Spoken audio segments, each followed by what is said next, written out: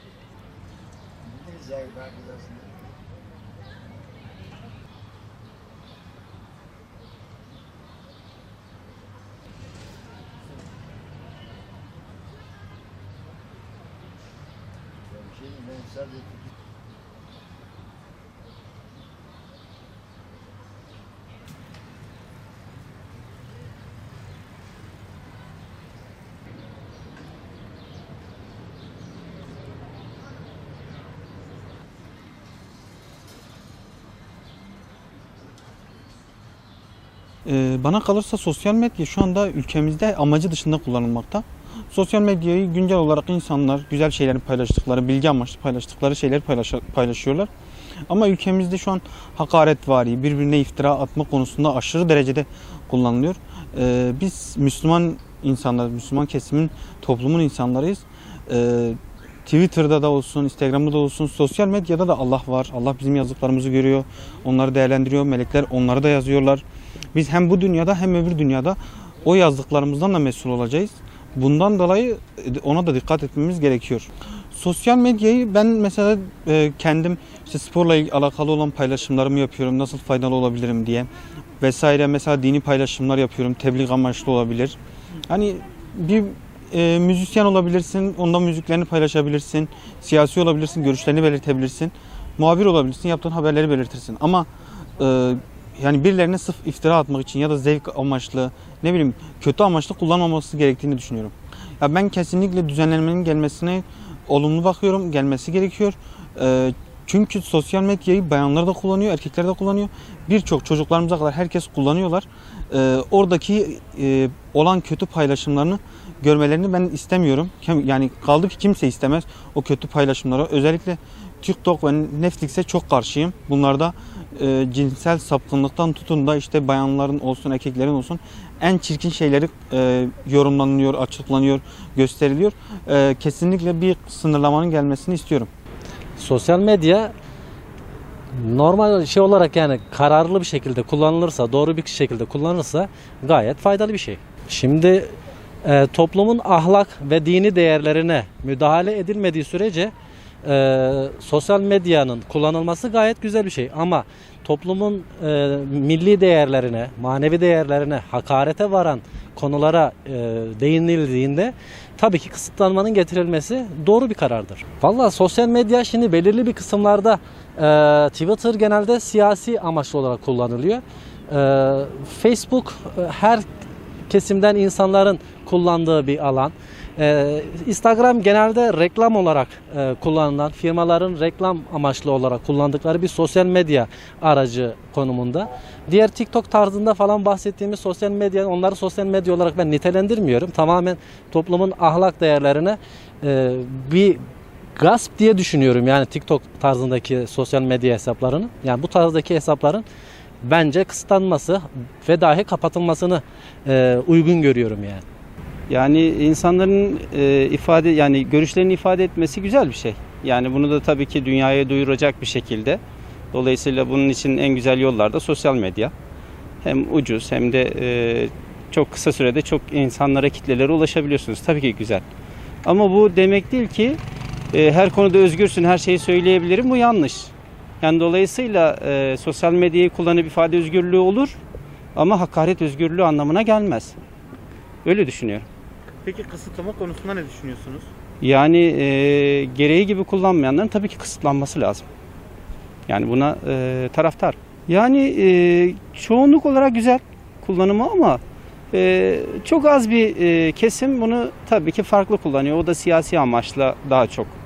Yani kolaydan küfür edebilirim diye bir yol olarak görüyor. Kendi basitliklerini gösteriyorlar bence. İyi bir şey değil. Gerekli cezaları da alacaklarını sanıyorum. Yani alırlar da zaten sosyal medyada ben her şeyi söylerim ve hiçbir şeyde ceza da almam diye öyle bir şey yok yani. Şu an sosyal medya denilen illetten gerçekten memnun değiliz. Nasıl memnun değiliz? Geçenlerde yine başıma böyle bir olay geldi. Suçum günahım olmadığı halde sosyal medyada öldü diyerek yayın yapıldı. Bunun için gittim, dilekçe verdim, şikayette bulundum. Yani memnun değiliz sosyal medyadan. Şimdi amaç içerisinde kullanan insanlarımız da var. Sosyal medyayı gerçekten ekmeği için kullanan insanlar da var. Kendine eğlence yapıp çoğu insanı rezil etmek isteyen insanlar da var. Yani o yüzden memnun değiliz. Gerçekten ben kendi şahsıma memnun değilim yani. Şimdi sosyal medya şu şekilde kullanılması gerekiyor aslında. Bir insan bir işle uğraşıyorsa onun belgesiyle ona sosyal medyayı vermek gerekiyor. Benim öldü beyanımı beyan etmiş gibi bir insana siz kalkıp sosyal medya verirseniz bu herkesin aleyhine kötüdür. Çünkü insanları ya öldü diyerek ya bir hakaret ederek, küfür ederek, yani o sosyal medyada benim kardeşim de var, kız kardeşim de var, yengem de kullanıyor, annem de kullanıyor. Onların yapmış olduğu hakaretler, küfürler mutlaka onların da gözlerinden geçiyordur. Bunu yapan insan kendi şahsına şüphe duyması gerekmektedir. Onun da annesi, babası ve kardeşi, kız kardeşi kullanıyordur. Yani o yüzden önemsiz olmayan kişilere bu şekilde sosyal medya verilmemesini rica ediyoruz. Yani hele ki şu zamanda kullanımını hiç iyi bulmuyorum ben. Genellikle gençlerimiz, yani bizim gibi gençler sosyal medyayı kötü yönlerde de çok kullanıyor. Özellikle buradan gençlerimize bir tavsiye, yani genç olarak söylüyorum bunu. Sosyal medyayı güzel bir şekilde kullanmalarını tavsiye ediyorum. Allah sonumuzu hayretsin. Gençlik kötü yöne doğru gidiyor. Allah sonumuzu hayretsin. Başka bir şey demiyorum ben. Daha doğrusu sosyal medya, yani dinen açıdan bakarsak sosyal medya Hristiyanlara karşı ya da Müslüman olmayanlara karşı bir çağrı gibi bir şey diye algılayabiliriz. Yani sonuçta hepimiz Müslümanız. Müslümanca geçinmemiz lazım. Yani hiçbir şekilde hakaret etmeye lüzum yok. Yani biraz da geç olsa bile yani güzel bir düzenleme olacağını düşünüyorum. İnşallah hayırlısıyla başarılı olur. İnşallah gençlerimiz bundan bir ders alır. Yani olumlu tarafları da var, olumsuz yönleri de var tabii ki. Yani olumlu yönlerini bahsedersek zaten konuşma, arkadaşlık gibisinden. Fakat ahlaki olarak da eksik olduğu noktalar da var. Hani kısıtlanması gereken yerler de var. Olumlu taraflarını da kullanıyoruz. Olumsuz taraflarını da görüyoruz yani. Yani amacı dışında kullanılan kişiler aslında hep yanlış yapıyor.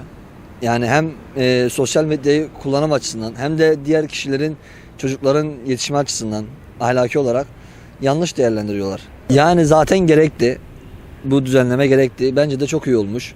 Hani insanların birbiriyle ilişkileri açısından ne bileyim, daha mesela yeni gelişen çocuklarımızın devamlı ellerinde telefon var. Hani ona da mesela kısıtlama gelmesi mantıklı olur. Aileler açısından da, çocuklar açısından da.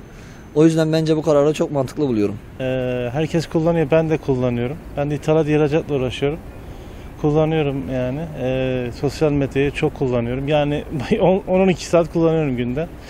Yani ahlaki anlamda yani biraz geniş bakmak lazım. Yani iyi kullananlar da var, kötü kullananlar da var ama yine de iyi niyetli olmak lazım diye düşünüyorum.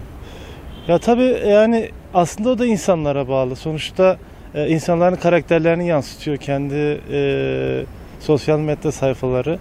Yani kendi ne söylüyorsa aslında o da onu yansıtıyordur diye düşünüyorum.